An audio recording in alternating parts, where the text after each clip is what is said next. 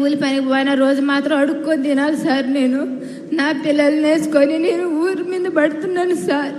అందుకని నాకు ఇల్లు వాకిలు లేదు సార్. మిమ్మల్ని ఒకటే కోరుకుంటున్నాను సార్. నేను నాకన్నది ఒక ఇల్లు ఇప్పిస్తే దాంట్లో నా పిల్లల్ని పెట్టుకొని ఉంటాను సార్. నాకు ఏదావో లేదు సార్. ఒకవేళ మా భర్తకు బాగలేకపోయినా ఊరి మీద అడుక్కొని తిని నా పిల్లకాయలను సాక్కుంటున్నాను సార్. నేను నాకు ఏ ఆధారం లేదు. నా భర్త ఒక్కడే చంపేసుకురావాలి, మా ఇల్లు గడవాలి సార్. ఆయన బాగాలేని పరిస్థితిలో నేను ఏ సహాయం చేయలేకున్నాను సార్. నా పిల్లకాయలు పెట్టుకుని ఉండాలి సార్. నేను ఏ పని చేయలేకున్నాను. ఎవరైనా అప్పు ఇవ్వాలన్నా ముందుకు రావట్లేదు సార్. మీకు అప్పు ఇస్తే మీకు ఇల్లు వాకిలి లేదు, మీరు ఏ రకంగా మాకు ఆ బాకీని తీరుస్తారని మాట్లాడుతున్నారు సార్. మేము ఇంతకాలం ఈ ఊరు కానీ పెట్టుకొని ఉన్నా మాకు ఇల్లు వాకిలి ఏమీ లేదు సార్. నా పిల్లకాయలు బాగా చదివించుకోవాలని నా కోరిక సార్. నేనట్టా చదువుకోలేదు సార్. నా పిల్లకాయలన్నా నా ద్వారా చదివించుకొని ఆ కోరిక నెరవేరాలని అనుకుంటున్నాను సార్. ఇప్పుడు మీకు ఆస్తి ఏమైనా ఉందేమో, పొలం ఏమైనా ఉందా? నాకు పొలం లేదు సార్. ఇప్పుడు మీరు చూశారు, ఇక్కడ పారిశ్రామికవేత్తలు ఉన్నారు, ఆంటర్ప్రెన్యూర్స్ ఉన్నారు, పక్కన కూడా ఒక ఆయన ఉన్నాడు. ఇప్పుడు మాట్లాడిస్తాను. నలుగురు పిల్లలు సార్. భార్యాభర్త, ఇల్లు లేదు, భూమి కూడా లేదు, యానాది కులం, ఎస్టీ కులం. ఒక్క నిమిషం ఉండమ్మా, నేను చెప్పింది చెప్పక్కర్లేదు, ఉండు. కాబట్టి ఆ కుటుంబాన్ని మీరు చూసినప్పుడు చాలా బాధేస్తుంది. వీళ్ళు సఫర్ అయ్యారు. ఆ పిల్లలు నలుగురికి 2 రోజులు పోయినాక ఆలోచనలు మారిపోతాయి. మేము ఇంతే, ఊర్లు తిరగాలి, ఏదో అడుక్కోవాలి, మా జీవితం కూడా ఇట్నే ఉండాలనే పరిస్థితికి వస్తారు. ఆ నలుగురిని ఆస్తిగా మనం ఆలోచించాలి.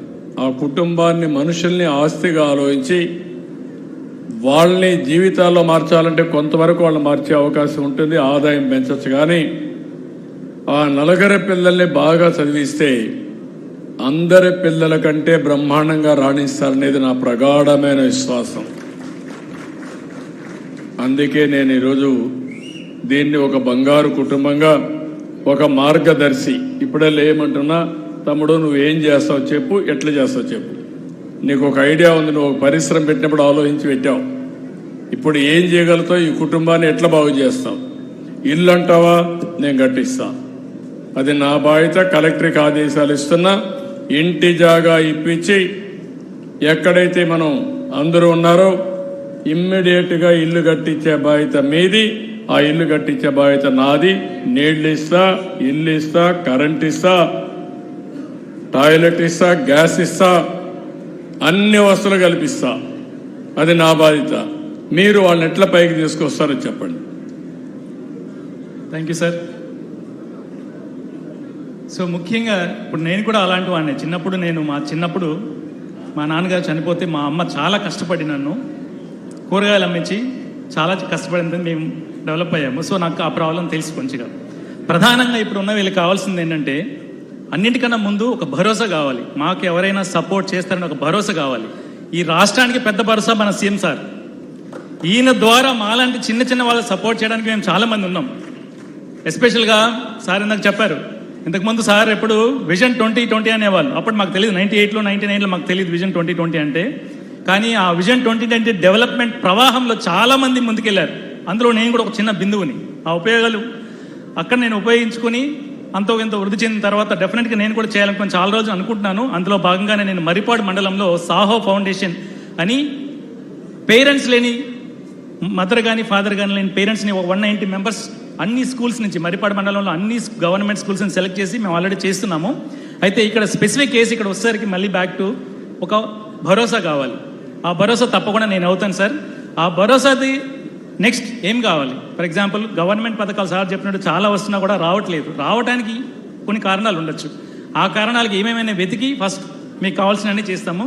Number 2 education. వాళ్ళకున్న ఒకే హోపు పైకి పోవడానికి కావాల్సింది ఎడ్యుకేషన్కి సంబంధించి మనకి ఈరోజు చాలా మంచి మోడల్ స్కూల్స్ కానీ, కేజీబీ, కస్తూర్బా స్కూల్ కానీ చాలా ఉన్నాయి. ఏం కావాలో అవన్నీ తీసుకొని ఫస్ట్ నేను ఎడ్యుకేషన్గా వాళ్ళ నలుగురికి నేను టేకప్ చేశాను సార్ ఇమ్మీడియట్గా. 2 పనులు చేయండి. నలుగురిని చూశాను, ఒక్కొక్కరికి 1 లక్ష రూపాయలు నేను ఇన్సూరెన్స్ కింద డిపాజిట్ చేస్తా. పిల్లల నలుగురికి 4 లక్షల రూపాయలు ఇచ్చేసి డిపాజిట్ చేస్తా. మీరు చేయాల్సింది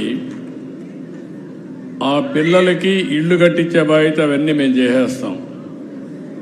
మీరు అక్కడి నుంచి వాళ్ళ ఇద్దరికి ఏం చేస్తే ఆదాయం పెరుగుతుంది, నలుగురి పిల్లల్ని ప్రభుత్వం ఇచ్చే కార్యక్రమాలు తీసుకొని 2 యాడ్ చేసి ఏ విధంగా మీరు వాళ్ళ పైకి తీసుకొస్తారు, నర్చర్ చేసి హ్యాండ్ హోల్డింగ్ చేసి అవసరమై చదివించి మీ పిల్లలు ఎట్లయితే పైకి వస్తారో ఈ పిల్లలను కూడా అదే మాదిరిగా పైకి తీసుకొచ్చి మీరు నిరూపించుకోవాల్సిందిగా నేను మిమ్మల్ని కోరుతున్నా. అది చేయమని విజ్ఞప్తి చేస్తున్నా. కాబట్టి ఈరోజు నుంచి ఆ కుటుంబాన్ని మిత్రుడు, మీ పేరు నాగేశ్వరరావు, వారు ఇప్పటి నుంచి కూడా తీసుకుంటారు. రేపటి నుంచి ఆ కుటుంబంతో కూర్చొని ఆలోచిస్తారు. ఆలోచించి ఆ కుటుంబాన్నే కాకుండా ఇంకా కొన్ని కుటుంబాలు తీసుకుంటారు. వారు కలెక్టర్తో మాట్లాడి ఆ కార్యక్రమానికి కూడా శ్రీకారం చుడతాం. ఆయనకి ఎంత శక్తి ఉంటే అంత. కొంతమంది ఒక మండలమే తీసుకుంటామంటున్నారు, అంటే వాళ్ళు పెద్ద ఇండస్ట్రియలిస్ట్ అంతా. వాళ్ళు కూడా ఒక 150 కోట్లు 100 కోట్లు సిఎస్ఆర్ కడతారు, ఆ డబ్బులు ఖర్చు పెడతారు, 2 కూడా లింక్ చేసుకుంటారు. అలాంటి పారిశ్రామికవేత్తలకు సిఎస్ఆర్ ఉంది. అవసరానికి కొంత డబ్బులు ఖర్చు పెట్టి చేస్తే చాలా బాగుంటుంది. నేను మీ పిల్లలకు అందరికీ 1 లక్ష రూపాయలు డిపాజిట్ చేస్తానమ్మా. మీ ఇద్దరికి ఇల్లు కట్టిస్తాం. ఏం చేయాలో చేసి కలెక్టర్ కూడా గైడ్ చేస్తారు. వారు కూడా పని కల్పిస్తారు. మీరు దాని మీద పని చేసుకొని నువ్వు బాగా పైకి రావాలి. పైకి వస్తారని అందరికీ చెప్పు. నేను ఇప్పుడు చేసిన దానివల్ల నీకు లాభం ఏంటి చెప్పు. మైక్ పెట్టుకో. నీకు చదువు లేదు కానీ ప్రపంచ జ్ఞానం ఉంది. అవును సార్. దాంతో మాట్లాడు సార్. నాకు ఇట్లా చేస్తే జన్మకి నేను ఈ పేరు మర్చిపోలేను సార్. నా బిడ్డలు చదువుకుంటే అదే సార్ నాకు నేను ఏం మాట్లాడాలో నాకు అర్థం కావట్లేదు. ఏమొద్దమ్మా, నాగేశ్వరరావును వదిలిపెట్టద్దు. రేపటి నుంచి నీకు నాకన్నది నా బిడ్డలు చదువుకుంటే ఫోన్ ఉంది కదా, ఆయన ఫోన్లో వస్తాడు. నువ్వేం వచ్చినా ఆయన్ని గైడ్ చేస్తాడు. రేపటి నుంచి నువ్వేం పని చేయాలో కూడా చెప్తాడు. పక్కోళ్ళు చెప్పింది నమ్మద్దు, ఆయన్ని నమ్ము. నన్ను గుర్తుపెట్టుకో, నీ పని నువ్వు చెయ్యి. నువ్వు పైకి రాకపోతే అప్పుడు నన్ను అడుగు. సరేనా? నమ్మకమేనా? మళ్ళా మా కుల పెద్ద చెప్పాడు, మాకు ఈ అలవాట్లు లేవు, నేను స్కూలుకి పంపాను. నమ్మకం కదా, చేస్తావు కదా. ఈ పిల్లల్ని బాగా చదివిస్తావు, అంతే కదా? ఓకే అమ్మా, వెరీ గుడ్. 1 లక్ష రూపాయలు ఇస్తాను, డిపాజిట్ కూడా చేసి పెట్టండి అన్న దగ్గరికి. లేమ్మా లేమ్మా లేదా ఇల్లు కట్టిస్తాను. లేమా లే నేను చెప్పే కదా, ఇల్లు కట్టిస్తాను. ఓకే అమ్మా, నేను కట్టిస్తాను. బా కూర్చో, నువ్వు కూర్చో. రమ్మ, మీరు కూర్చోండి. ఇట్రండి, అందరూ ఇట్రండి. రమ్మ, నువ్వు కూడా రా.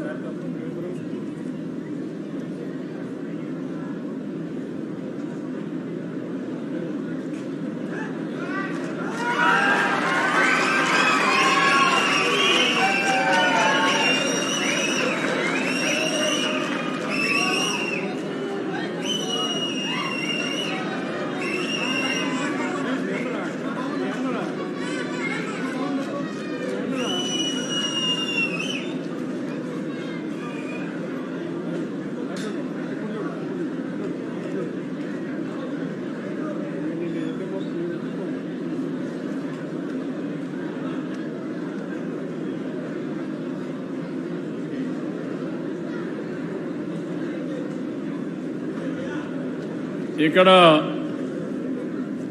ఈ కుటుంబాన్ని మీకు ఎక్స్ప్లెయిన్ చేసాం. ఇంకా కొన్ని కుటుంబాలు ఉన్నాయి.